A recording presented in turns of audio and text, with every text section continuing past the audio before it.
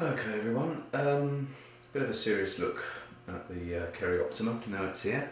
There's quite a few gone out the door, so there'll be a few people with their own opinions, but this is my opinion.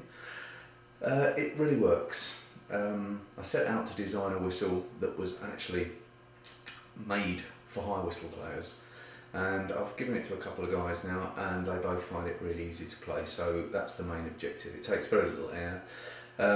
Very easily overblown. You don't need much air for this whistle, and I really can't overstate that enough. You really don't need much air. There's no loss of tone, and you can wind right back on it if you really want to play it quiet. This is what it sounds like just as I play it, having now readjusted my breathing so that I'm not gasping for air or I'm not holding way too much. So this is just a kind of a natural blow rather than an overcompensation or an undercompensation.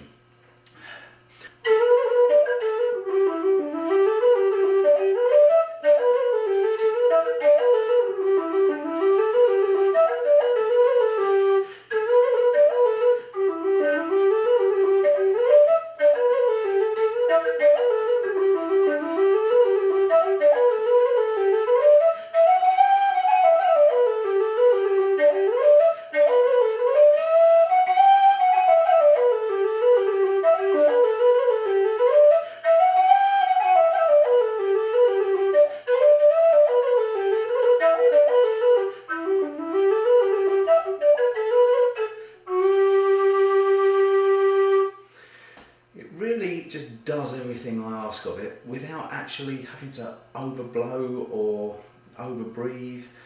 I find it very relaxing to play. As far as the tone is concerned, it doesn't leave me wanting for anything. It has, as Jenny Reese in her review said, that it has some kind of alchemy going on with the plastic and the aluminium, which I've never experienced in any other whistle, especially plastic and aluminium, or plastic, all plastic.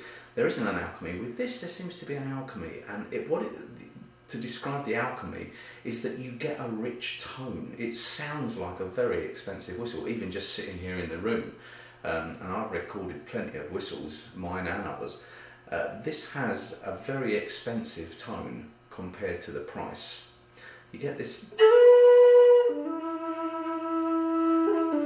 there's shift in there, but there's sweetness as well. So with a lot of cheaper whistles you get a lot of shift but no tone. But this,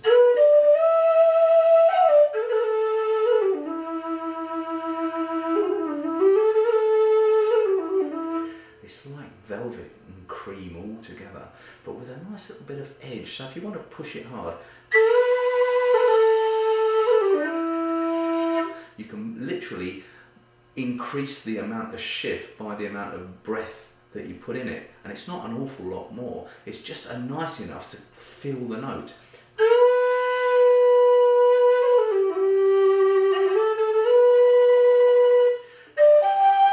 And you can just dip right down.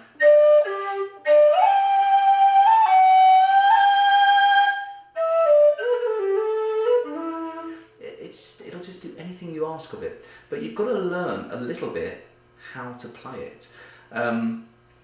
So really, it's not really learning to play the instrument, it's learning how to develop dynamic within your own playing. A lot of people, they just blow hard and that's it. There's so many oral techniques that you can use with a whistle, especially one that I quite like, which I don't really use a lot, but it's the dagga da dagga da dagga. Now that sounds fantastic to me. It's just got all the shift you want in the world, plus a bit of that sweet note.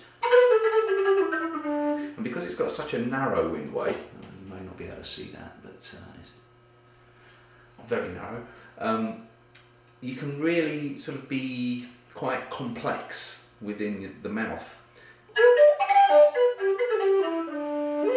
So a lot of scope on that level. So it's really covering every single bass that I would want a whistle to cover. And also, not that I've done any recording yet, but I would imagine it will record like a dream. So after this, I will be actually putting some tracks with it down, just to see how easy and how sweet and colourful the whistle is. So Kerry Optima, they are now available fixed and tunable. We've got some different coloured heads and, very coolly, some clear plastic heads, which I think is going to be amazing, just to look completely different. So lots of fun there. We're working on having the E's and E flats. I'm hoping within the next week they'll be up on the site as well, so you can get an E and an E flat in this version. We're also looking towards the end of the summer to actually have the alto F and G and the mezzos A, B flat and C, and we may even go to basses. We'll see how we go on that. But yes, Kerry Optimas, it's the future.